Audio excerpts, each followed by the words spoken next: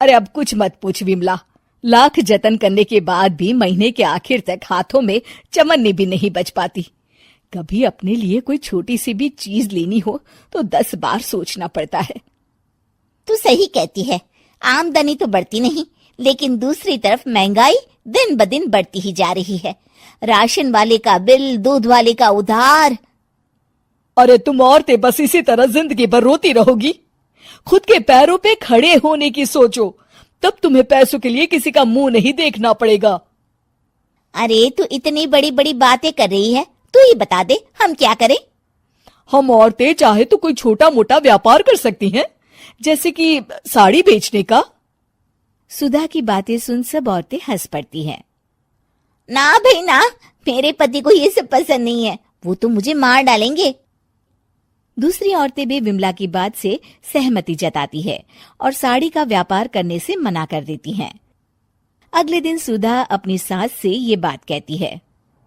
बस अब यही काम रह गया था, सारा दिन यही सब सोचती रहती हो। अरे बढ़िया आई साड़ी बेचने वाली। तभी वहां सुधा का पति विवेक आता है। अपनी माँ की बात काटते हुए कहता है, अरे माँ, सुधा ठीक ही तो कह रही है। अगर ये साड़ियों का व्यापार करना चाहती है तो इसमें क्या गलत है? मुझे तो सुधा की बात पसंद आई।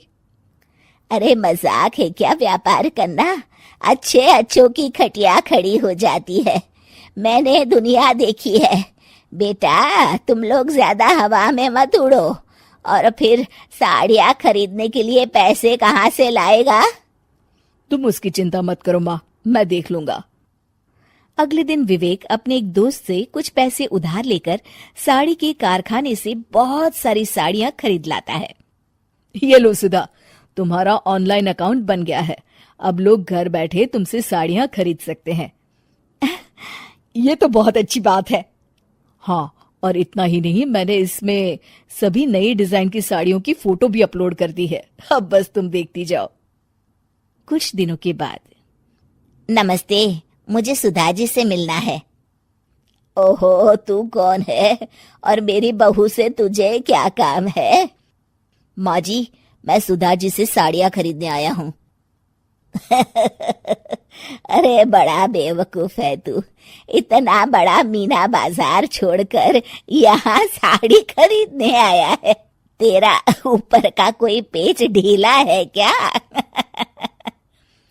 अरे माँ जी, आप नहीं जानती, आजकल ऑनलाइन का जमाना है, समय और पैसे दोनों की बचत होती है। तभी वहां सुधा आ जाती है। सुधा बिरजू को साड़ियाँ दिखाती है। क्या बात है सुधा बहन जी, आपके पास तो बहुत ही सुंदर सुंदर साड़ियाँ हैं। एक काम करिए, ये वाली दे दीजिए और ये वाली भी। छोड़िए, एक काम करिए, ये सभी ही दे दीजिए। सुधा की सास हैरान रह जाती है। अरे इतनी साड़ी का तू करेगा क्या? अरे माँ जी, मेरी बीवी पहनेगी। अरे कितनी बीवियां है तेरी? माँ जी आप भी ना, बीवी तो एक ही है। पहले तो मैं 2-4 साड़ियाँ लेने आया था, लेकिन अब पूरी 20 साड़ियाँ ले जा रहा हूँ। ये लीजिए सुधा बहन जी, आपके पैसे, चलता हूँ।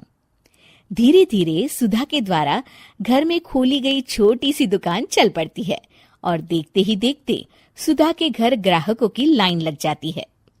पैसों की आमदनी देख सुधा की सास की आंखें फटी की फटी रह जाती है। जा बहू, अब तू थोड़ा आराम कर ले, इन लोगों को मैं साड़ियाँ दिखा देती हूँ। माँ जी आप? अरे हाँ हाँ, अब जा भी।